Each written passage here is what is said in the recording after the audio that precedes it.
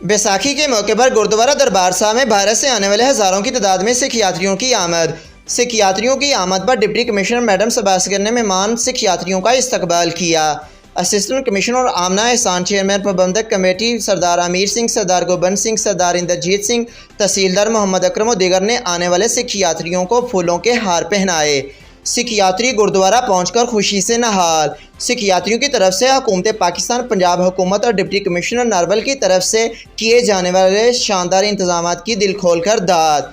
पाकिस्तान आकर हमें इतनी अपनायत और प्यार मिला जो शायद हमें अपने घर में भी नहीं मिलता।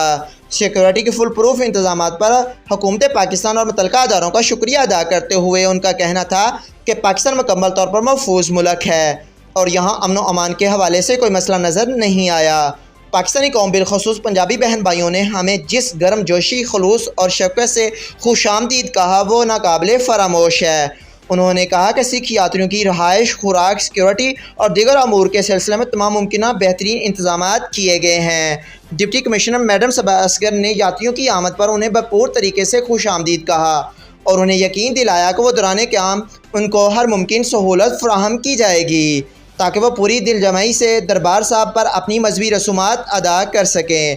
डिप्टी कमिश्नर नारवल और दीगर प्रबंधक कमेटी के अरकान के साथ गुफ्तगू करते हुए सिख यात्रियों ने हुकूमत पाकिस्तान और पंजाब हुकूमत का भरपूर शुक्रिया अदा करते हुए कहा कि उन्हें खुशगवार हैरत हो रही है कि उन्हें तो यकीन नहीं आ रहा कि हमें इतना प्यार और खलूस मिलेगा और हमें एहसास भी नहीं होगा कि हम दूसरे मुल्क में हैं। सिख यात्रियों का कहना था कि इतने शानदार और मिसाली इंतजाम वाकई काबिल सताइश और काबिल तारीफ़ हैं और इस पर वो पूरी सिख बरादरी की तरफ से हुकूमत पाकिस्तान और हुकूमत पंजाब का शुक्रगुजार हैं।